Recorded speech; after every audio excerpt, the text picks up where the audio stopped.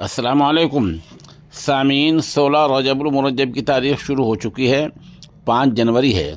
خبر کا عنوان ہے اب میرا جیون جیل میں ہی گزرے گا، اب میرا جیون ہی جیل ہے۔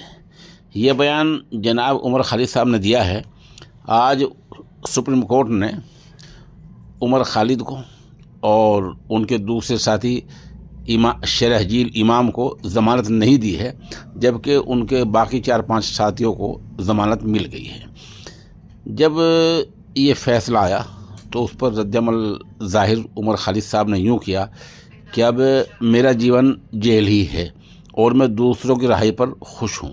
بہرحال اس میں امید کی ابھی کرن علامت باقی ہے کہ سپریم کورٹ نے یہ بھی کہا ہے کہ اس پورے معاملے پر جلد ہی سنوائی ہونی چاہیے۔ بہرحال چونکہ دونوں کی ضمانت نہیں ہوئی ہے اور اس معاملے پر جلد ہی سنوائی ہونی ہے۔